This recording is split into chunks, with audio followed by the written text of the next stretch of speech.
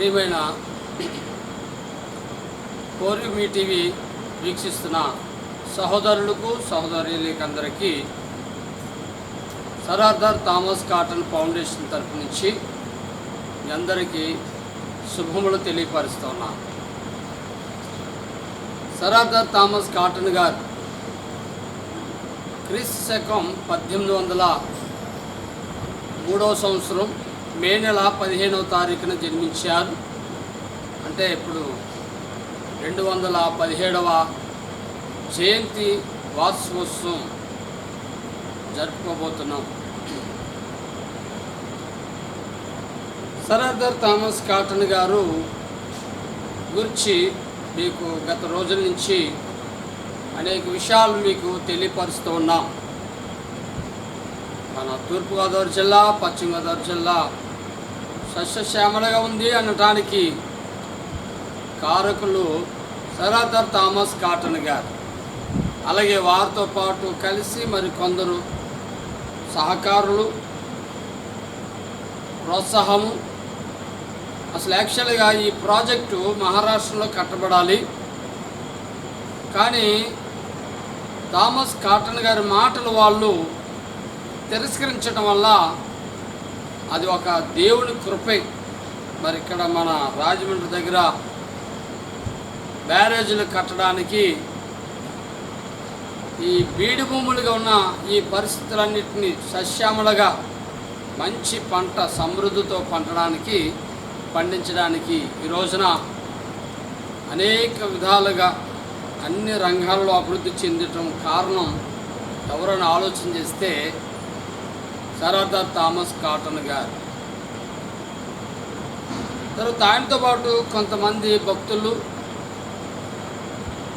తూర్పుగోదావరి జిల్లా అలాగే పశ్చిమ గోదావరి జిల్లా ప్రాంతవాసులు ప్రభునందు విశ్వాసం ఉంచి వారు ప్రభును గుర్తెరిగి ప్రభు మార్గం నడుచుకుంటూ అనేక కీర్తనలు పాడుకుంటూ కష్టాల్లోనూ బాధల్లో వ్యాధుల్లోనూ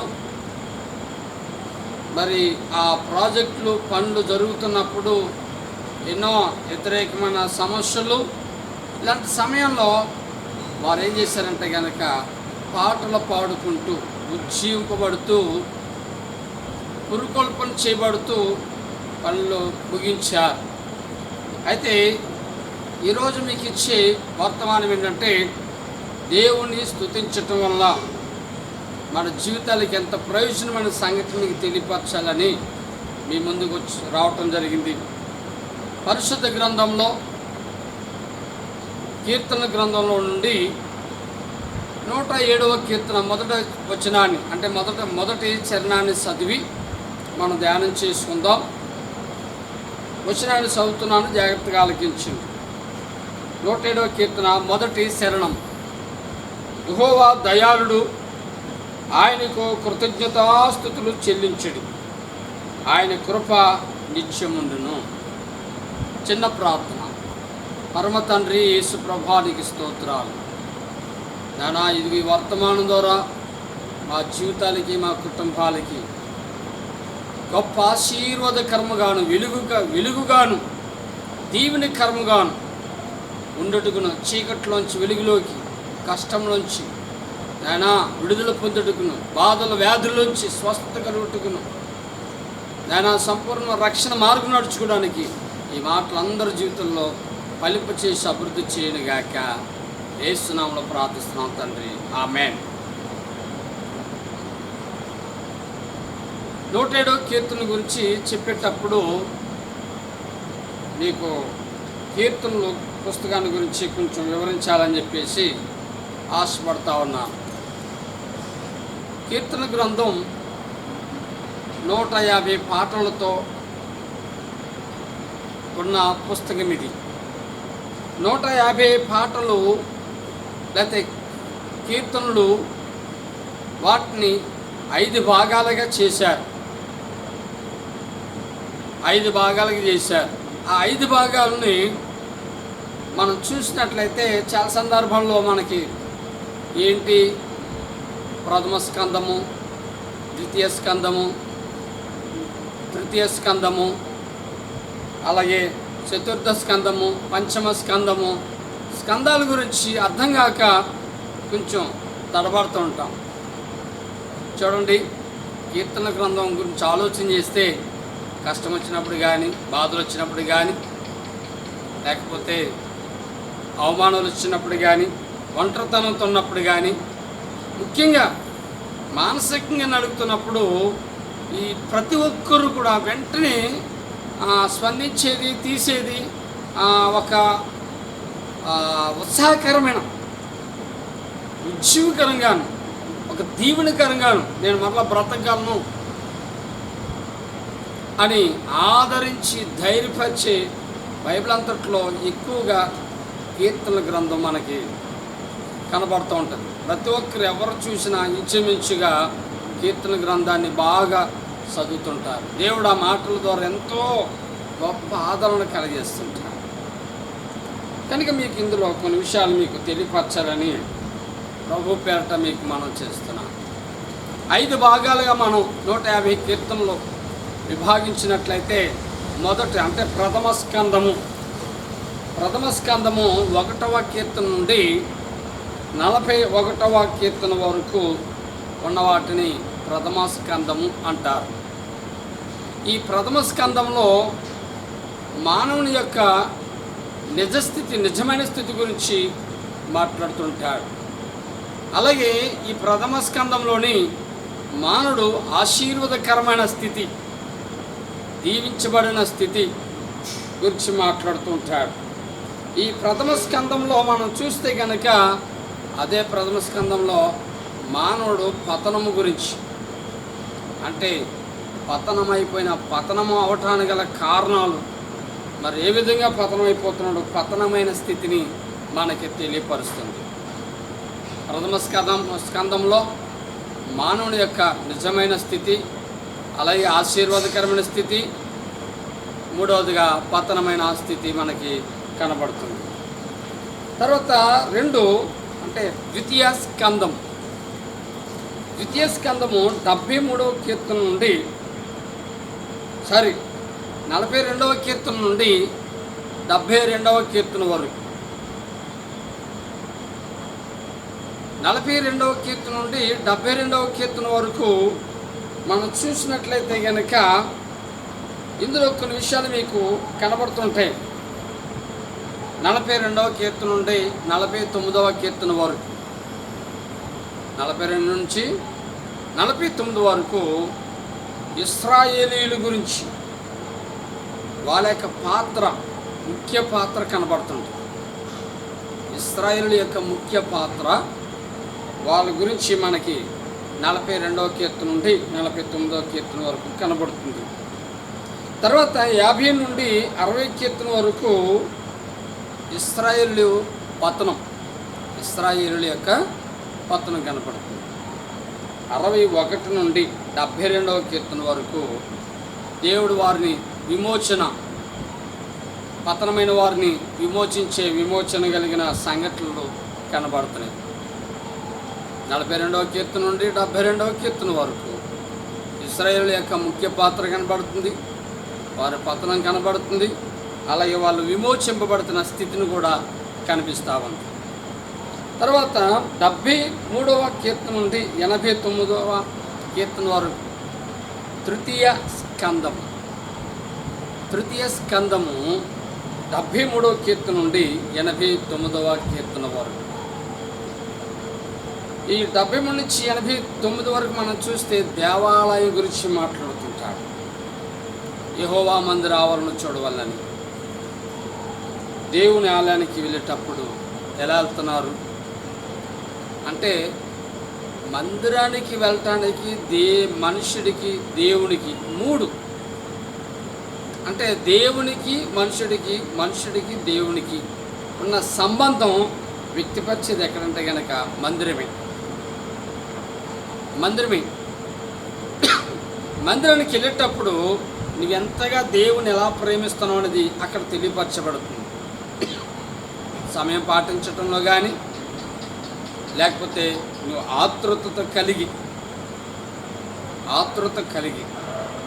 దేవుని సన్నిధికి వెళ్ళటానికి నీకున్న మనస్తత్వం, ఆయన్ని కలుసుకోవడానికి, ఆయనతో మాట్లాడడానికి, ఆయన నీతో మాట్లాడడానికి దేవాలయం ఒక గొప్ప అద్భుతమైన ఆరాధించుకునే స్థలం, కలుసుకునే స్థలం. కనుక మనకి ఈ 73వ కీర్తన నుండి 89వ కీర్తన వరకు దేవుడితో ఉండే సంబంధాన్ని గురించి, ఆలయం గురించి మాట్లాడుతుంటాడు. మనం ఈ భూమి మీద ఉన్నప్పుడు, ఈ భూమి మీద ఈ జీవితాన్ని యాత్రలో ఎన్నో కష్టాలు, బాధలు, సుఖాలు, లాభాలు, కీడులు, అవమానాలు, నిందలు, మేలులు, గొప్పలు అన్నీ ఉన్న సమయంలో ఒక వ్యక్తి మనుషుని యొక్క నిజస్థితి ఏ రీతిగా ఉండాలనే సంగతిని తెలియపరిచేది. తర్వాత చతుర్థ స్కందం 90వ కీర్తన నుండి 106వ కీర్తన వరకు. చతుర్థ స్కందంలో మనం చూస్తే అందులో ప్రాముఖ్యమైన మాటలు ఏంటంటే కనుక చక్కని మాట మనకి తెలియపరుస్తూ ఉంది. చతుర్థ స్కందము మనం చూసినట్లయితే కనుక 90వ కీర్తన నుండి 106వ కీర్తన వరకు మనం చూస్తే భూమిని గూర్చి, అలాగే దానికి దొరకనయున్న లేకపోతే దొరుకుచున్న దీవుని గూర్చి పాడుచున్న సొగసైన పాట. భూమి మీద ఎన్ని రకాలుగా మనకి ఎన్ని రకాలైన లాభదాయకంగా సంపదను భూమి మీద ఉంచాడో ఆ విషయాలు మనకి 106వ కీర్తన వరకు మనకి ఈ సంగతులు చక్కగా తెలియపరుస్తుంది. తర్వాత 107వ కీర్తన నుండి 150వ కీర్తన వరకు మనం చూసినట్లయితే కనుక స్వస్థత పరచుట లేకపోతే తన వాక్కును పంపి మానవుడి జీవితాన్ని బాగు చేసే విధానం. తన వాక్కును పంపి, ఆయన వాక్కును పంపి మానవుని యొక్క జీవితంలో నిజమైన సంతోషం, తృప్తి కలిగిన జీవితం, ఆనందదాయకరమైన జీవితం, ఆయన ఇచ్చు ఆశీర్వాదం పొందుకునే అనుభూతిని పంచమ స్కందంలో మనకి కనబడతా ఉంది. పంచమ స్కందంలో మనం చూస్తున్నట్లయితే ప్రతి కీర్తనను మనం పరిశీలన చేసినట్లయితే కనుక భక్తిగల మానవులకు దేవుని వాక్యాన్ని గురించి, దీవుని గురించి కనబడుతుంది. భక్తి కలిగిన మానవులకి దేవునితో ఉన్న సంబంధం, దేవునితో ఉన్న అనుబంధం, లేకపోతే దేవునితో ఉన్న సహవాసం, లేకపోతే ఎక్స్పీరియన్స్, ఆయనలో మనం లీనమైనప్పుడు ఆ దీవుళ్ళు ఆశీర్వాదాలు మనకి కనబడుతుంటాయి.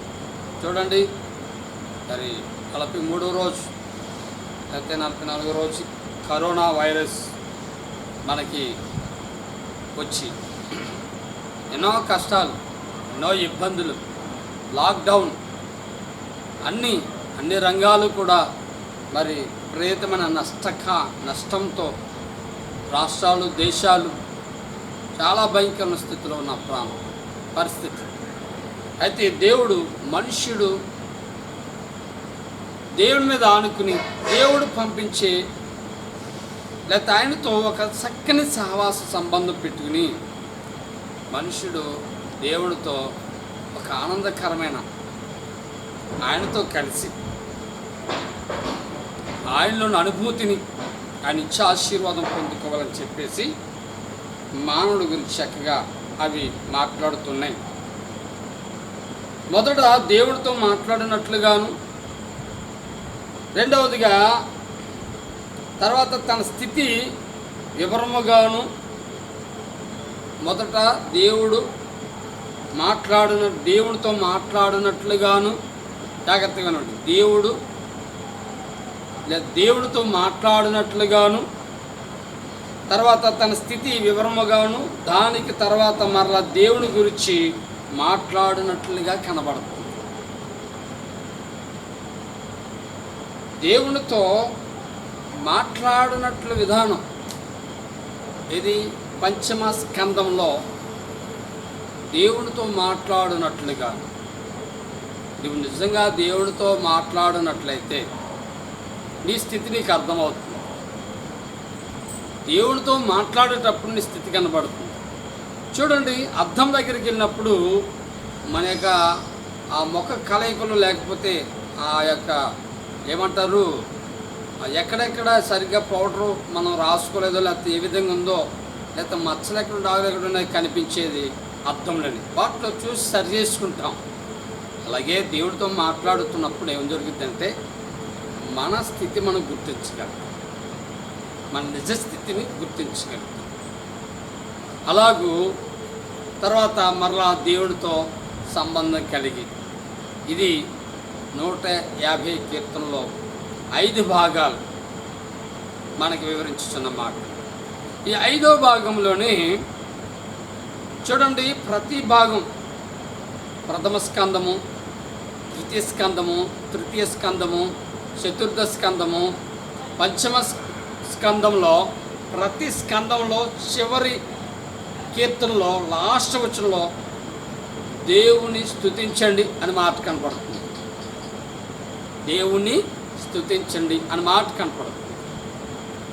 ప్రతి స్కందంలో చివరి కీర్తనలో చివరి వచనం మీరు చూడండి, ఈ బైబిల్ తీసి చదువుకోండి. స్తుతించండి. స్తుతి చాలా ప్రాముఖ్యమైనది. కృతజ్ఞతాస్తుతులు చెల్లించడం, దేవుని స్తుతించటం, ప్రభువైన యేసుక్రీస్తు నామమును స్తుతించటం అని చిత్తం. అని చిత్తం అంటే కనుక ఆయనను ప్రతి విషయమందు మనం కృతజ్ఞతాస్తుతులు చెల్లించడం ఆయన చిత్తమే. కనుక ఈ 107వ కీర్తనలో మొదటి చరణం మనం చదువుకున్నాం. ఏమని? యెహోవా దయాళుడు, ఆయనకు కృతజ్ఞతాస్తుతులు చెల్లించడి, ఆయన కృప నిరంతరము, ఆయన కృప నిత్యముండును అని. ఇందులో మీకు ఈ కీర్తనలో ఈ మొదటి శరణములో కృతజ్ఞతాస్తుతులు చెల్లించుడి అనే మాటను కాక మిగతా 2వ శరణం నుండి 43వ శరణం వరకు, అంటే 42 శరణాల్లో 4 చోట్ల కృతజ్ఞతాస్తుతులు చెల్లించడనే మాట మనకు కనబడుతుంది. 4 మాటలను క్లుప్తంగా మీకు వివరించడానికి ప్రయత్నం చేస్తాను. చూడండి, మీరు ఒకవేళ దగ్గర ఉన్నట్లయితే మీ బైబిల్ తెరిచినట్లయితే మీరు సంతోషం. లేని పక్షంలో మనం చదువుదాం. యెహోవా విమోచించిన వారు ఆ మాట పలుకుదురుగాక. విరోధుల చేతుల నుండి ఆయన విమోచించిన వారును, తూర్పు నుండి, పడమట నుండి, ఉత్తరం నుండి, దక్షిణం నుండి, నానా దేశం నుండి ఆయన పోగు చేసిన వారును ఆ మాట పలుకుదురుగాక. ఆ మాట పలుకుదురుగాక.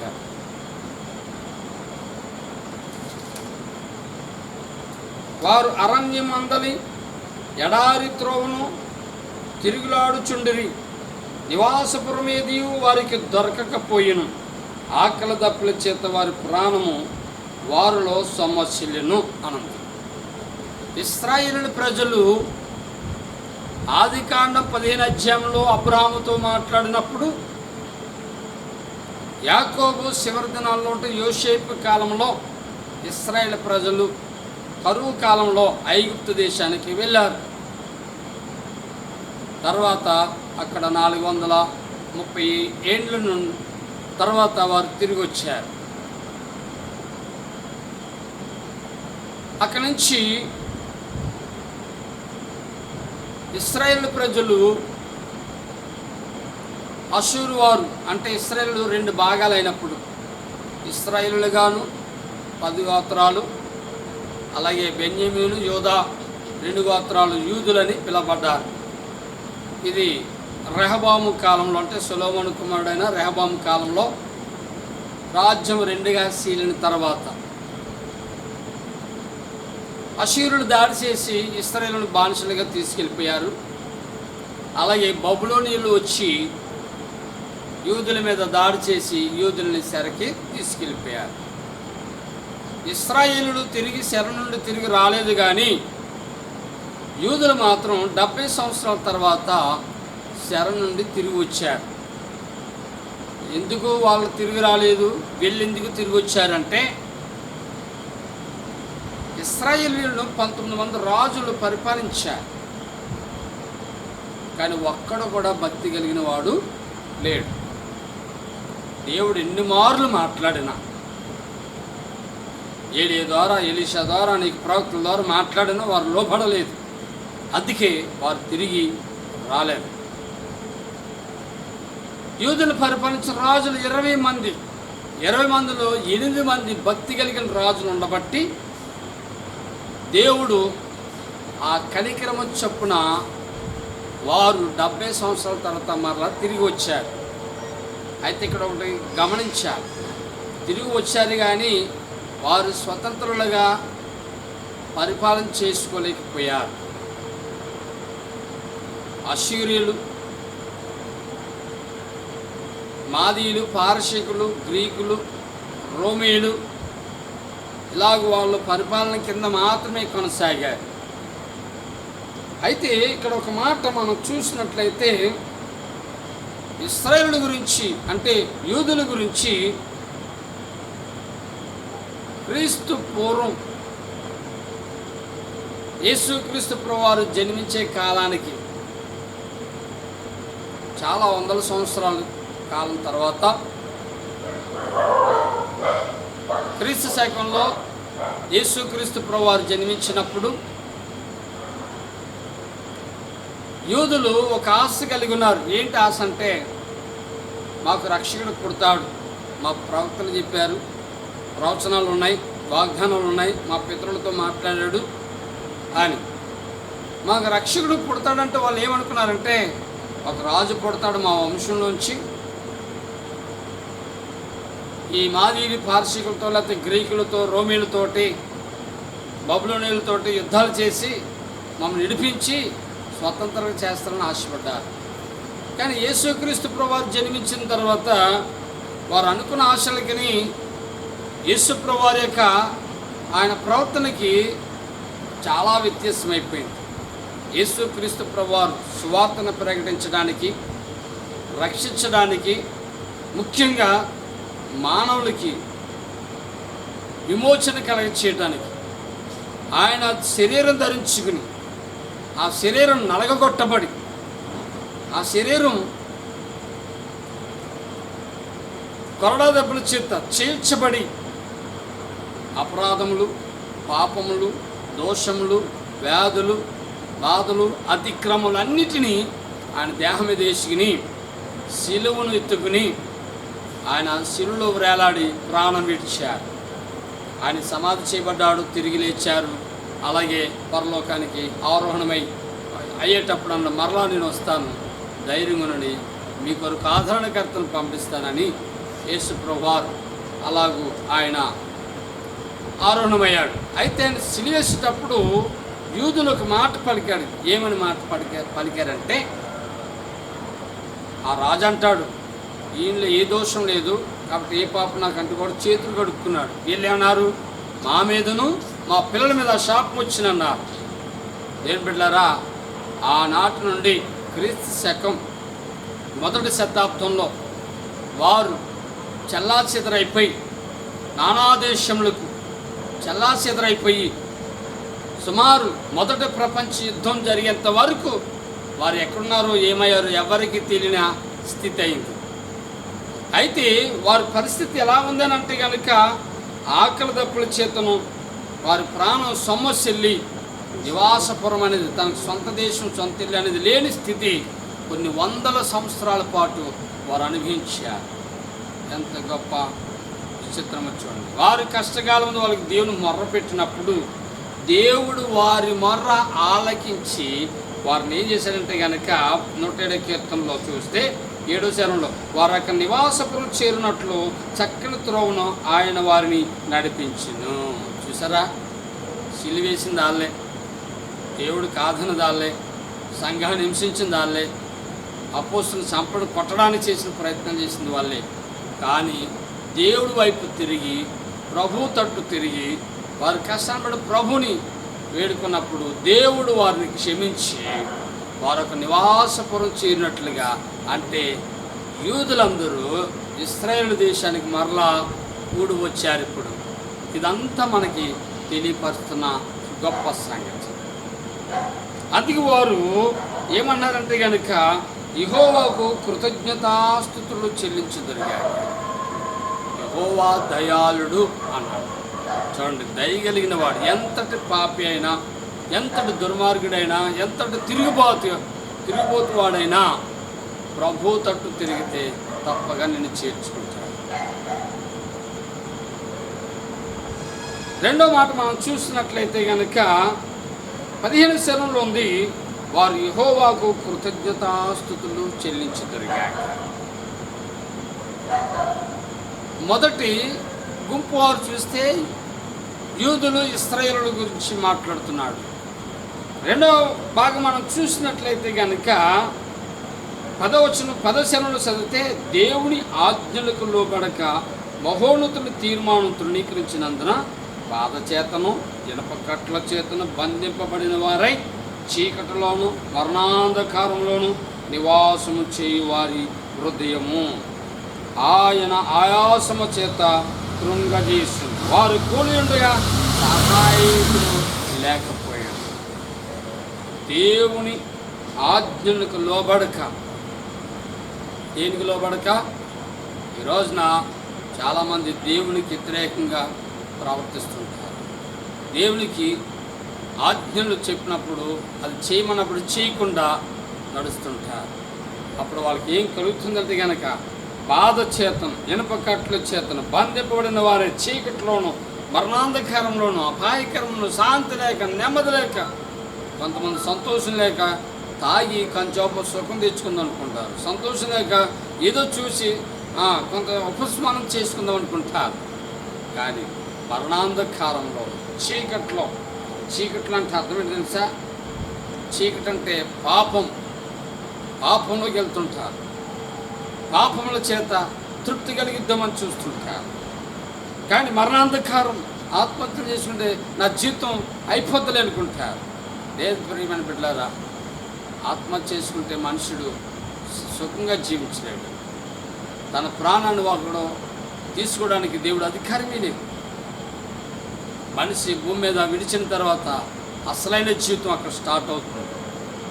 కనుక మరి బాధ చేత, ఇనుప కట్ల చేత, చేతబడుల చేత, భానుమతుల చేత, కీడుల చేత, అపాయముల చేత ఎన్నో భయంకరమైన సమస్యలతో ఇలాంటి కష్టాలు వచ్చినప్పుడు, అయ్యో ఇల్లు వాస్తు బాగాలేదేమో, పేరు ఫలం బాగాలేదేమో, నక్షత్ర ఫలం బాగాలేదేమో అని పరిశీలన చేసి ఉంటారు. లేదు లేదు లేదు లేదు దేవుని ఆజ్ఞకు లోబడకపోవడం వల్ల, దేవుని మాటను తృణీకరించడం వల్ల, దేవునితో సత్సంబంధం లేకపోవడం వల్ల, దేవుని మాటకి విధేయత కలిగి లేకపోవడం వల్ల నీకు ఇటువంటి సమస్యలు.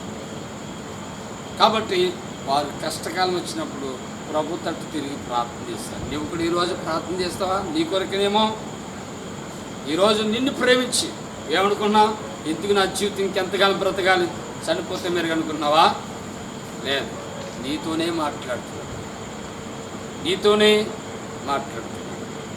ఒక్కసారి ప్రభు తట్టు తిరిగి యేసయ్యా అని ప్రార్థించి, నాయనా తండ్రి కనికరించమని ప్రార్థించి, అప్పుడు నిన్నేం చేస్తాడు తెలుసా? ఆయన ఆపదల నుంచి విడిపిస్తాడు, కట్లు తెంపేస్తాడు, చీకటి నుంచి మరణాంధకారంలోంచి నేను విడిపించి గొప్ప ఆశీర్వాదకరమైన స్థానంలోకి తీసుకెళ్తాడు. అప్పుడు ఈ కార్యాలను చేసినప్పుడు నువ్వేం చేస్తావు? దేవునికి కృతజ్ఞతాస్తుతులు చెల్లిస్తావు. చూడండి, ఆయన తీర్మానానికి లోబడకపోయినా శ్రమలు వచ్చినప్పుడు ఆయన వైపు తిరిగితే గనక తప్పగా నిన్ను ప్రేమించి ఒప్పించే దేవుడు. కాబట్టి మూడవది మనం చూసుకున్నట్లయితే 21వ చరణంలో మనం చూసినట్లయితే, ఆయన కృపను బట్టి నరులు ఆయన చేయు ఆశ్చర్య కార్యాలను బట్టి వారు యెహోవాకు కృతజ్ఞతాస్తుతులు చెల్లించుదురుగాక.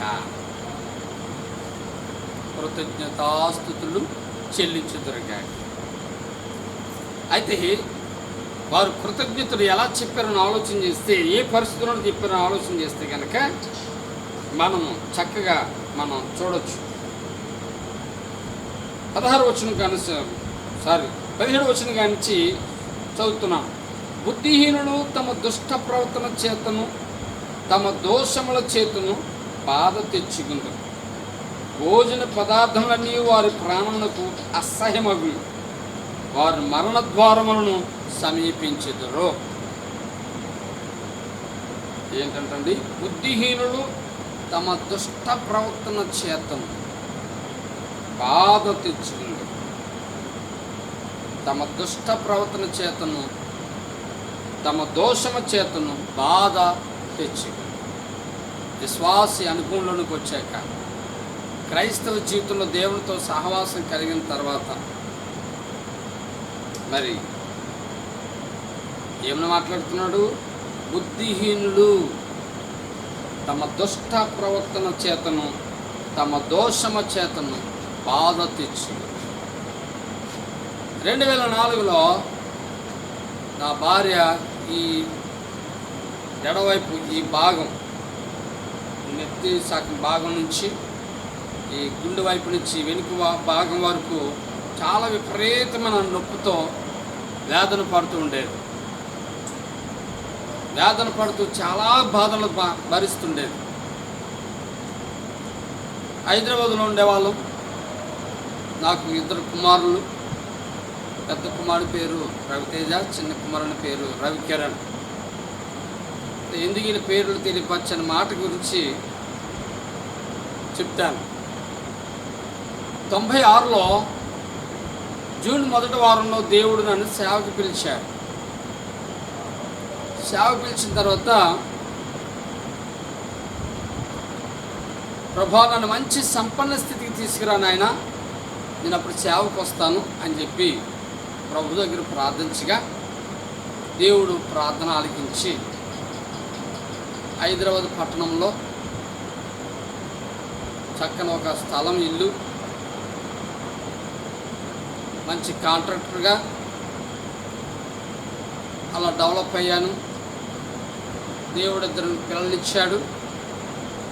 అప్పుడు దేవుడు సేవకు రమ్మని పిలవటం ప్రారంభించాడు.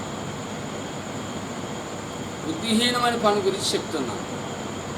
లేదు ప్రభా, నేను సేవకురాని కానీ నేను సంపాదించి నీకు డబ్బులు ఇస్తాను అని చెప్తున్నాను. మరి అది బుద్ధిహీనమే కాదా?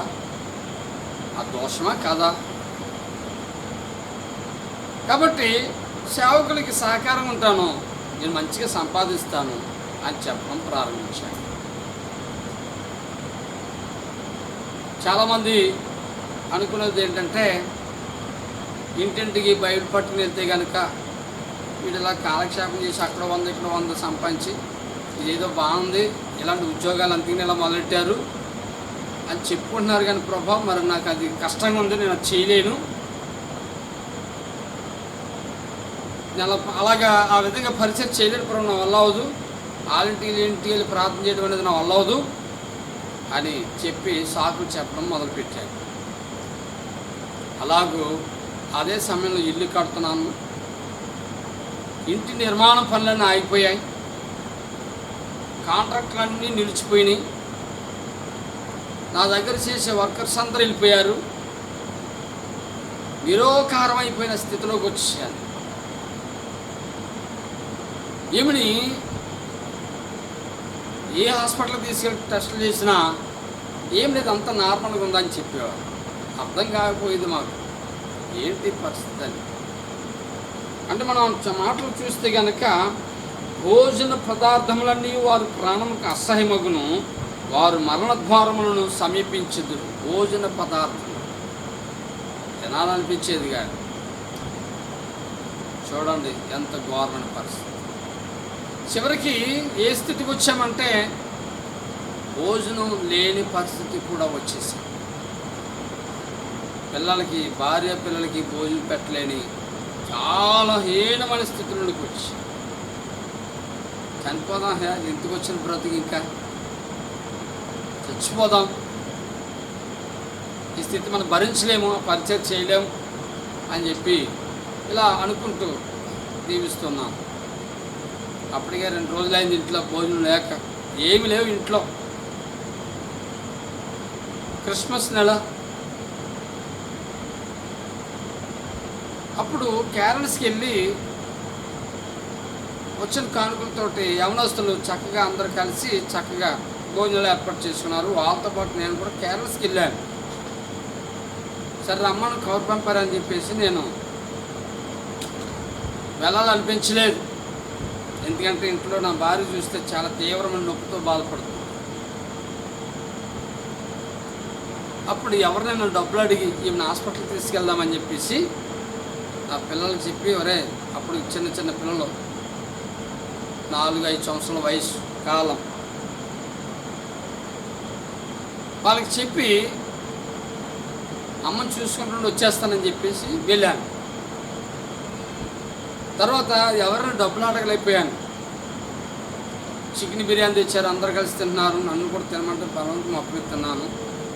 లాస్ట్కి చిగ్గు విడిచి మిగిలితే కనుక నేను రైస్ తీసుకెళ్తాను అన్నప్పుడు వెంటనే సంతోషించి ఆత్మీయ సహోదరుల బిడ్డలు చక్కనగా కవర్లో మంచి భోజనం పెట్టి తీసి పంపించారు. అవి తీసుకు నేను ఇంటికి వచ్చేసరికి నా భార్య లేచి పని చేసుకుంటా ఉంది.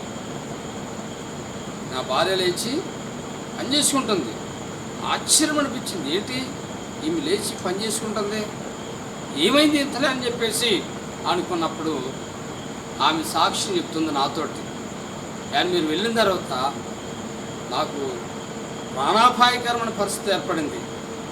కానీ పిల్లలు ఇద్దరు కలిసి క్యాలెండర్లో యేసుప్రభువు వారు గెత్సెమనే తోటలో ప్రార్థన చేస్తుంటే ఆ ప్రార్థన ఏంటని అడిగినప్పుడు భూమి మీద నుండి యేసుప్రభు ప్రార్థన తండ్రి ఆలకిస్తాడు, పరలోకం నుంచి దేవుడు కార్యాలు చేస్తాడు అని వాళ్ళకి చెప్పిన మాటలు గుర్తుకొచ్చి ఆ క్యాలెండర్ తీసుకొచ్చి పక్కబెట్టి నూనె డబ్బా తీసుకొచ్చి నూనె రాసి పిల్లలిద్దరూ ప్రార్థన చేయడం మొదలుపెట్టారు.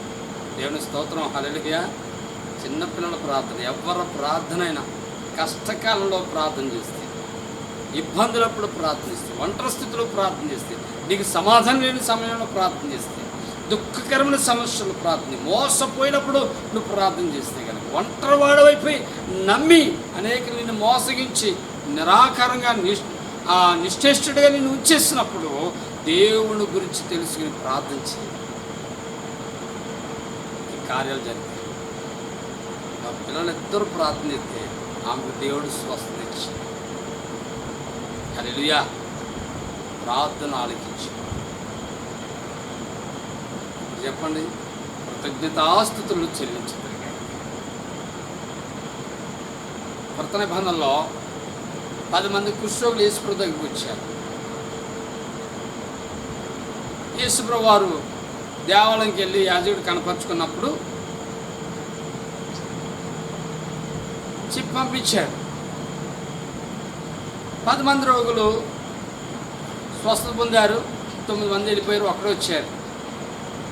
ఆయన చేసిన మేలులకి కృతజ్ఞత చెప్పాలని తిరిగి వచ్చారు. కృతజ్ఞత అనేది, కృతజ్ఞతాస్తుతి అనేది మాటకి దేవుణ్ణి ప్రేమిస్తున్నావా, దేవునితో సంబంధం కలిగి ఉందా లేదా అనేది భావన తెలియపరిచారు. అవసరాలకు వాడుకుంటున్నావా, లేకపోతే అవసరాలకు కాదు, ఆయన నాకు స్వాస్థ్యంగా కావాలి, నేను ఆయనకి బిడ్డగా కుమారుడు కుమార్తెగా ఉండాలి అని తెలియపరిచేది కృతజ్ఞత. నువ్వు దేవుడితో సఖ్యత కలిగి, కొంతమంది కొన్ని సహాయం చేస్తే థ్యాంక్స్ అని చెప్తారు, అంటే అక్కడితో అయిపోయింది.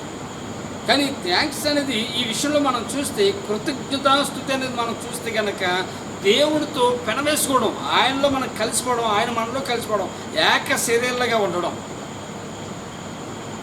ఈ కార్యమే చేస్తే, నా జీవితం ఆయన చేతిగా అప్పగిస్తే నా జీవితంలో ఎన్ని అద్భుతాలు జరుగుతాయి అది గుర్తించాను. అందుకని యేసుప్రభు దేవాలయంకి వెళ్ళరండి అన్నాడు, యాజకుడు కనపరచమంటే అంటారు. అర్థం ఏంటంటే, వీళ్ళు ఎంతవరకు నేను కావాలని కోరుకుంటున్నారు, దైవ సంబంధమైనది కావాలా, లోక సంబంధమైనది కావాలని పరిశీలన చేసినప్పుడు 9 మంది ఓడిపోయారు, ఒక్కడ మాత్రం ప్రభుత్వం గెలిచి రక్షణ అనుకూలంలోకి వచ్చినట్లే కనబడదు. అందుకని కృతజ్ఞతాస్తుతులు చెల్లించారు. 4వది చివరిగా మనం చూసినట్లయితే 31వ చరణం, ఆయన కృపను బట్టి నరులు కానీ చేయు ఆశ్చర్య కార్యములను బట్టి వారు యెహోవాకు కృతజ్ఞతాస్తుతులు చెల్లించుతారు గాక. 24వ శరణం నుంచి చూస్తే కనుక మనం, వారు ఆకాశం వరకు ఎక్కుచు అగాధమునకు దిగుచు నుండి శ్రమ చేత వారి ప్రాణం కరిగిపోయాను. ప్రార్థనలో ఎదుగుతూ ఉంటారు, ప్రార్థనలో కిందకి దిగి జారిపోతూ ఉంటారు. మందిరానికి వెళ్తుంటారు, మరలా మందిరానికి ఆగిపోతుంటారు. దేవునికి చెవిస్తుంటారు, మరలా ఆగిపోతుంటారు. ఎత్తైన అనుభవంలోకి వెళ్తా మరలా కిందకు వచ్చేస్తుంటారు. అలాంటి పరిస్థితుల్లో తుఫాన్ చాలా చక్కగా మాట్లాడతారు చూడండి. అక్కడ శ్రమకు తాళలేక వారు యెహోవాకు మొర్రపెట్టినట్లుగా చూస్తున్నాం. యెహోవాకు మొర్రపెట్టినట్టుగా చూస్తున్నాం అంటే సముద్రంలో ఆయన చెయ్యి అద్భుతములు చూచారు. తుఫాన్, సముద్రము లోకానికి సాదృశ్యమైతే ధోని కుటుంబానికి, జీవితానికి, మానవునికి సూచనగా కనబడుతుంది. సముద్రంలో ప్రయాణం చేస్తున్నప్పుడు అలలు ఉంటాయి, గాలి ఉంటుంది, తుఫాన్ ఉంటుంది, మునిగిపోయే పరిస్థితులు ఉంటాయి, కొట్టుకెళ్ళిపోయే పరిస్థితులు ఉంటాయి, ఎన్నో భయంకర స్థితిగతులు కనబడుతుంటాయి. సాఫీగా వెళ్ళే పరిస్థితులు ఉంటాయి, శ్రమలతో కూడిన పరిస్థితులు ఉంటాయి. కనుక దేవుని బిడ్డలారా, మీరు ఏ పరిస్థితుల్లో ఉన్నారో ఆలోచించండి. కష్టం వచ్చింది, కీడు వచ్చింది, కానీ ఎక్కడికో పరిగెత్తు. ఏం జరిగిందని ఆలోచించు. మొట్టమొదటిగా దేవునితో నువ్వు ఎక్కడ ఆయనతో సంబంధం తెగిపోయిందని పరిశీలించి, ఆయన దయగలిగిన వాడు. లోకాసు వార్తలో 18 అధ్యాయాలు చెప్తుంటాడు, కఠినుడైన న్యాయాధిపతి మనసు మార్చుకుని ఆమె యొక్క మరో ఆలకించి న్యాయం చేయాలని కోరుకున్నప్పుడు ఆయన దయగలిగిన వాడు, దీర్ఘశాంతుడు, కృపాతిశయం కలిగిన వాడు. ఆయన పాదాల దగ్గరికి రండి. ప్రభు అన్నాడు, ఇదిగో నేను త్వరగా వచ్చుచున్నాను అంటే అర్థం ఏంటి తెలుసా? నువ్వు సిద్ధపడు. నీ ఆయుష్ ఉన్నంత కాలంలో నివసించినంత కాలం ప్రభుతో సంబంధం కలిగి నేను ముగిస్తున్నాను. ప్రభునందు విశ్వాసం ఉంచండి, ప్రభు దగ్గరికి రండి. అద్భుతాలు జరుగుతాయి.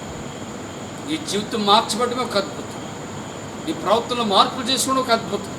నువ్వు నష్టపడిన వాటిలోంచి బయటకు వస్తావు ఒక అద్భుతం. స్వస్థత ఇచ్చేవాడు ఒక అద్భుతం.